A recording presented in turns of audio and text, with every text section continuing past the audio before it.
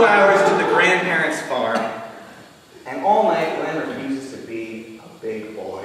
He's super not a big boy. He's a pill all night. Quite the pill. He answers you monosyllabically. How's your Christmas? It's fine. Do you like your sweater? Yeah, it's fine. Makes everyone else have a worse time because he's having a bad time. Then at the end of the night, the mother says, Glenn, I'm really tired. What say you and I spend the night here?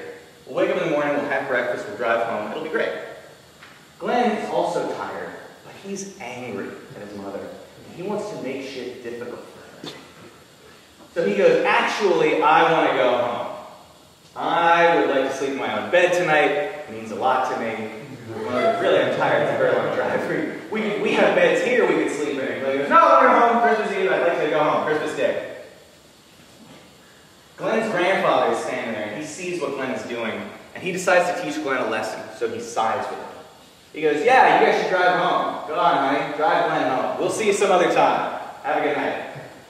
Because Glenn's grandfather knows that as soon as they get into the car, Glenn's going to get chewed out, and that's exactly what happens. They get into the car, and Glenn's mother says, I can't believe you could be so selfish. I can't believe you could have been so immature. And it's difficult for all of us, etc., etc. You really let me down. I'm really disappointed in you. She feels bad. He feels bad. Everyone feels bad. They set off driving, and Glenn is in the back seat. He feels all bad of himself. He nods off, and then Glenn's mother, who is driving and is also very tired, also nods off and gets into a fatal car wreck. Up in a snowbank. My mother is dead, and now he's even more angry.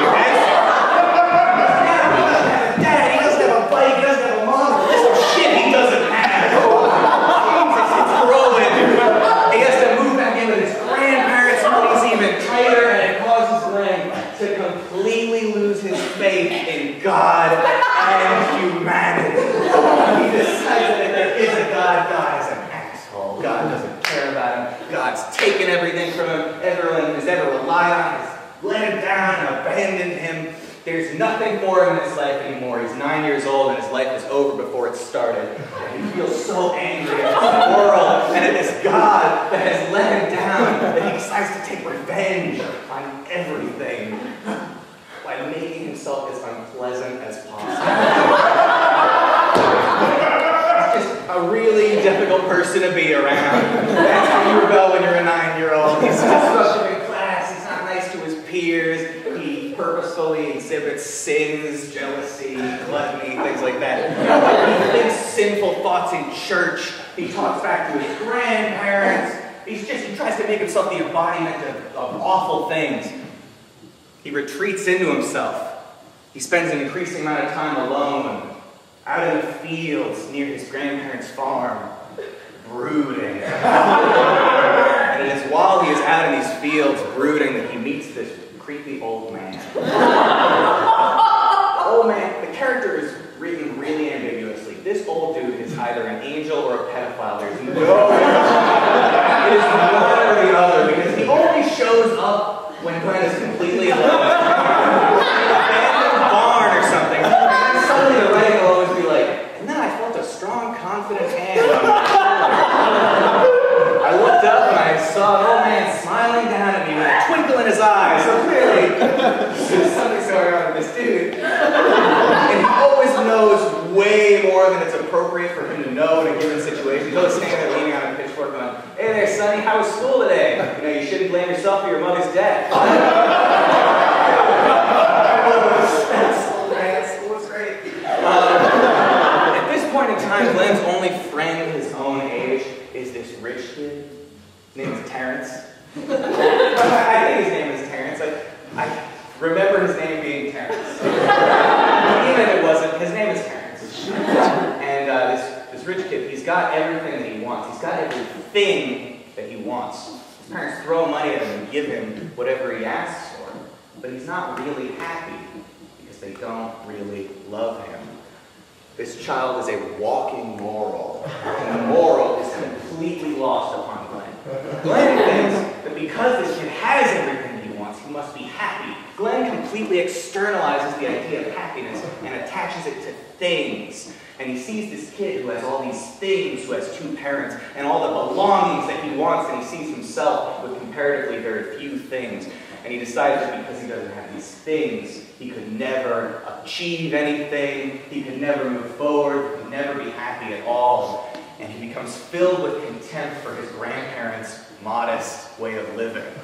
So now he's walking around his grandparents' house like shitting on the wallpaper. He's talking about how the furniture needs to be reupholstered. He's like a snob in his own house. And eventually what happens is things come to a head. He refuses to eat something his grandmother makes. His grandmother makes him oatmeal and he calls it poor person food or something. They would never eat this at Terrence's house. And she is so distraught, she cries, and the grandfather, this is the last straw for him. He is enraged. You cannot attack people who have taken you in like this. It's almost Christmas time again. I'm not going to have little Glenn shitting on a second Christmas.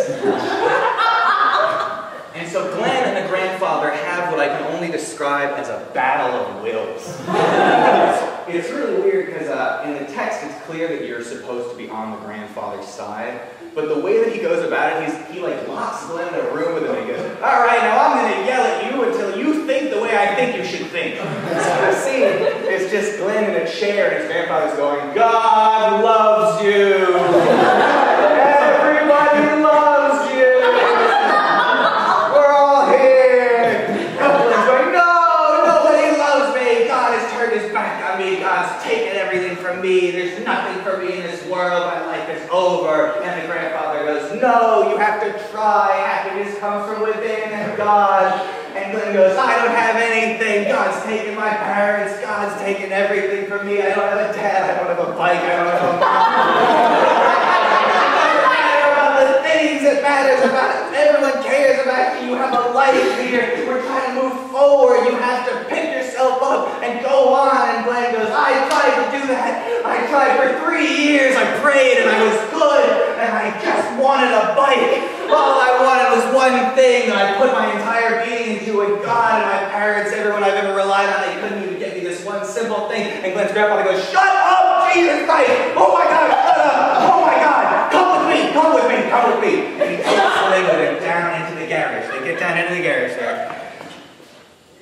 And there's a tarp with something under it. Grandfather pulls the tarp off and it's a bike. It's a shiny new red bike. And he goes, look, there it is. There's the bike. We got it for you last year. We were going to give it to you the day after Christmas when you woke up at our house, but you were being such a little dick about your sweater. I don't want to make things difficult for your mom. And I decided to teach you a lesson. And now your mom is dead and we were going to give you your sweater right after your mom died. It didn't make any sense. So we waited, but you've been such a little asshole since then. You've been such a negative personality. You don't even deserve this bike anymore, but it's been here waiting for you to deserve it for nigh on 1 year. You always had a bike.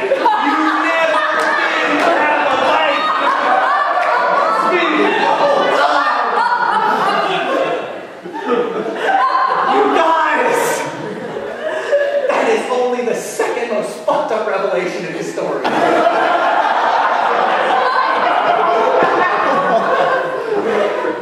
Surprisingly, this does not make Glenn feel any